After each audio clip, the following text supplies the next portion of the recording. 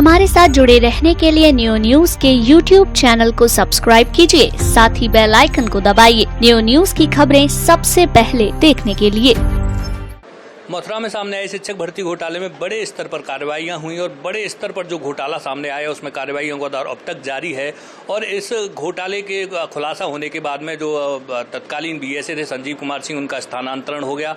अब उनका निलंबन भी हो चुका है और उनके बाद में यहाँ पर कार्यभार संभाला है चंद्रशेखर जी ने, जो कि इस जांच कार्य में पूरी तरह से रमे हुए नजर आ रहे हैं। आज बीएसए कार्यालय में निलंबित बाबू का जो मास्टरमाइंड कहा जा रहा था पूरे घटनाक्रम का, महेश शर्मा, उसका जो कक्ष था जो 1 महीने से लॉक था, उसका ताला खोला गया है।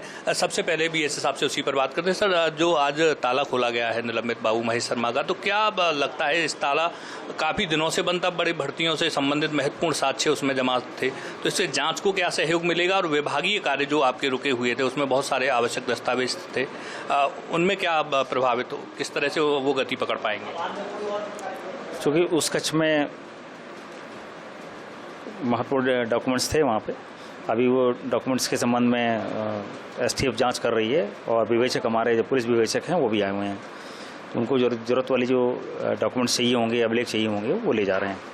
इस संबंध में हम लोग उपलब्ध कराने का कार्य है, हम लोग कर रहे हैं और पूरा उनको सहयोग कर रहे हैं। सर, जो डॉक्यूमेंट प्राप्त हुए उनकी सूची बनाई जा रही है? हाँ बिल्कुल, हमारा स्टाफ लगा हुआ है और उसके हमने वीडियोग्राफी कराई है और जो भी अभिलेख मिलेंगे हम उसको फाइल वाइज, अलमारी वाइज सब हम लोग सूचना बना रहे हैं और उसकी सारे उसको रजिस्टर्ड करेंगे हम लोग। और जो भी अभिलेख चाहिए होगा पुलिस को चाहे एसटीएफ को, तो हम लोग उनको सहयोग करेंगे। सर, अगर कार्रवाइयों की बात करें तो अब तक कार्यालय की तरफ से क्या कार्रवाइयाँ की गई हैं? कितने हेड मास्टर्स या प्रभावी हेड मास्टर को निलंबित किया गया है? और 108 के खिलाफ एफआईआर भी होने वाली है, उसमें भी कुछ पेचीदगियाँ सामने निकल कर आ रही हैं। चूँकि विभागीय जांच की जा चुकी है और जैसे हमें निर्देश मिल रहे हैं हमारे डिपार्टमेंट की तरफ से, शासन की तरफ से और हमारे एसटीएफ की तरफ से, विवेचक पुलिस की जो जांच हो रही है, वो सबके जो हमें निर्देश मिल रहे हैं उसके अनुसार हम लोग कार्रवाई कर रहे हैं। अभी हम लोग विभाग की कार्रवाइयों के अनुसार ये हम लोग उसको अंजाम दे रहे हैं। अभी सबसे पहले जो संबंधित 108 जो गलत टीचर थे और जहां उन्होंने ज्वाइनिंग की है और ज्वाइनिंग कराने में जो त्रुटियां पाई गई उनके अनुसार कार्रवाई की गई है उन पर।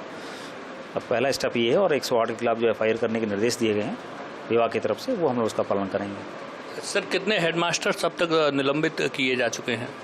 अभी तक 76 निलंबित किए जा चुके हैं और अभी जो कार्रवाइयाँ हैं अब लगभग पूर्ण हो चुकी हैं हमारे तरफ से। जो विभाग की तरफ से करना था, एफआईआर करने की कार्रवाई शेष है, उसमें हम लोग ये देखना चाहते हैं किसी गलत आदमी पर एफआईआर ना हो जाए। एक बार हम लोग उसका मिलान करा के कमेटी की नामित कराई हमने, ये वो की है और डायरेक्टर प्रचार्य साहब उसमें हैं और मैं हूँ और हमारा स्टाफ है, वो सब मिलान करते हुए हम लोग आगे कार्रवाई करेंगे। इसके अलावा हमारे विभागीय स्तर से कोई कार्रवाई हमारी यहाँ से नहीं रह जाएगी। सर, जिस मिलान की आप बात कर रहे हैं, शायद वो जो 108 फर्जी शिक्षकों की सूची आपको प्राप्त हुई है, उनकी उन पुराने 257 जो नियुक्ति धारक हैं उस सूची से मिलान किया जाना है? वो हमारी एक इंटरनल प्रक्रिया है। हम लोग सोचाएंगे, हर दस्तावेज में मिलान करेंगे और देखेंगे कि 108 जो है हमारे जो लोग हैं उनको देख लिया जाए, कहीं ऐसा ना हो कि कोई निर्दोष जो है उस पर उनके खिलाफ कार्रवाई हो जाए। पूरा मिलान करेंगे, मिलान कर कार्रवाई। आज सर, प्रधानाध्यापकों ने ये भी जो निलंबित किए जा चुके हैं, जिनको निर्देश प्राप्त हो जाएंगे तो 1-2 दिन में निलंबन के, उन्होंने भी आपसे मुलाकात की है। उनकी क्या शिकायत रही है और क्या उन्होंने जो अपना पक्ष रखा है उसके आधार पर क्या कुछ संभावित है उनको राहत मिल सकती है?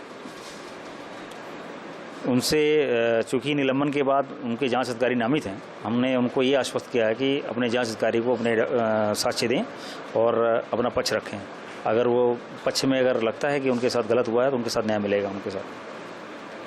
सर, बहुत बहुत धन्यवाद, इतने व्यस्त समय से आपने समय निकाला। हम आपको बता दें, व्यस्त समय इसलिए है कि इस समय जब हम बीएसए कार्यालय में बैठे हुए हैं तो जो निलंबित पटल सहायक महेश शर्मा का जो कक्ष है उसमें समानांतर रूप से एक कार्रवाई चल रही है।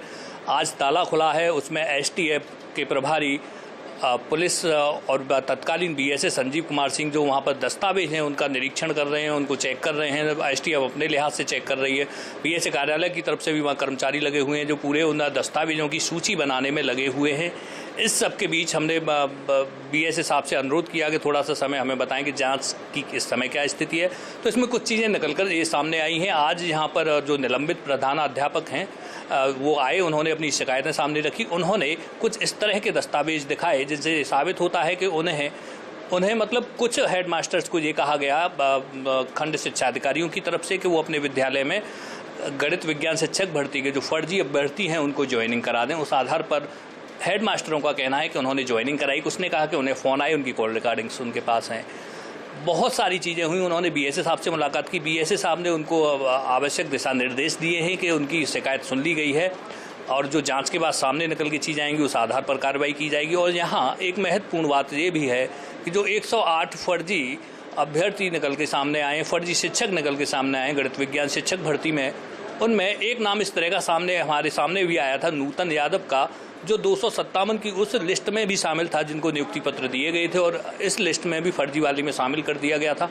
तो उसने डाइट प्राचार्य के यहाँ प्रत्यावेदन दिया था। उस आधार पर अब दोबारा से सूची का मिलान किया जाना है 257 और 108 की सूची का। 257 की सूची वो सूची है जहां पहले नियुक्ति पत्र शुरुआती दौर में गणित विज्ञान शिक्षक भर्ती वालों को दिए गए थे और 108 शिक्षक वो निकल के सामने आए हैं जिनकी फर्जी तौर पर नियुक्ति दिला दी गई थी।